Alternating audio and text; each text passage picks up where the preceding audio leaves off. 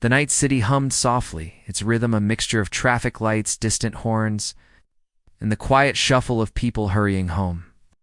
Rain had fallen earlier, leaving the streets slick, glowing with reflections of neon pharmacy signs. Beneath one of those signs, a man stood motionless, leaning against the wall like a shadow trying to disappear. His jacket hung loose, collar frayed, and the flicker of the street lamp above revealed exhaustion carved into his face. From afar, he looked like any passerby waiting for someone, but his stillness carried a strange tension. His breath fogged. In the cool air, shallow and uneven, in his pocket, his fingers pressed tightly against a folded slip of paper. Prescription creased so much the words blurred. He pulled it out, stared at it under the dim light, then quickly folded it again. As though even looking at it hurt, the sliding doors of the pharmacy hissed open now and then, spilling out warmth and chatter. Families walked out with bags, couples laughing softly, old men carrying their medicine. But he remained outside, shifting his weight, pretending to check his phone though the screen was black. The camera lingered on his hands, nervous, trembling not from the chill, but from something deeper.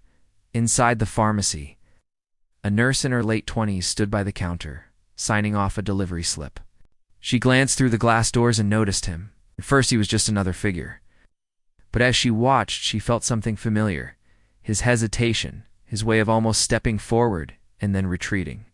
She had seen that look before. People fighting a silent battle with pride. Finally, the man pushed himself inside. The camera followed closely on his footsteps, wet shoes squeaking faintly against the tiled floor. His gaze stayed low, never meeting anyone's eyes. He placed the prescription slip on the counter, sliding it forward with careful hands. The pharmacist scanned it, typed into the system, then said plainly, "That'll be $12. For a moment, time slowed. A close-up caught the man's face tightening, lips pressing together, eyes blinking rapidly, as if calculating something in silence.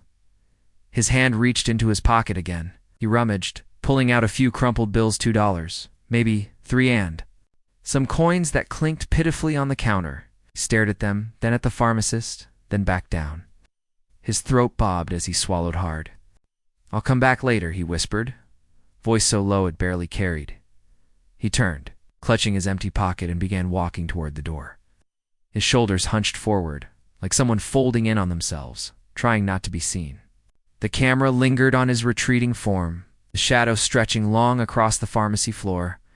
The nurse's eyes followed him, her chest rising with a quiet breath.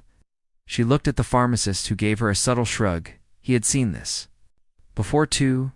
Without hesitation, she reached into her bag, pulled out her wallet, and slid a bill across the counter. "Fill it," she said softly, nodding toward the man's prescription. What? The pharmacist hesitated only a moment, then began preparing the bag. Outside, the man leaned against the cold brick wall of the building, staring at the pavement. His face was hidden in shadow, but his jaw trembled. The camera moved in close, catching the wet shimmer in his eyes. He clenched his fist once, hard, pressing it against his chest, as though holding something broken inside. Then the door opened. Again, the pharmacist stepped out, holding a small paper bag. "Here," he said, extending it forward. The man blinked, confused. I didn't." His voice faltered. The pharmacist simply said, "It's taken care of." The man's hands shook as he accepted the bag. A close-up captured every detail, the way his rough fingers brushed against the smooth paper, how he held it like something fragile and priceless. His lips parted, but no words came.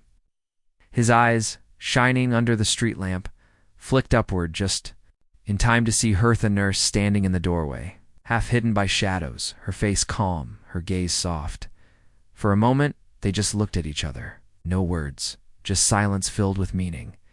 His eyes said everything: gratitude, shame, relief, and the sudden breaking of a weight he had carried too long.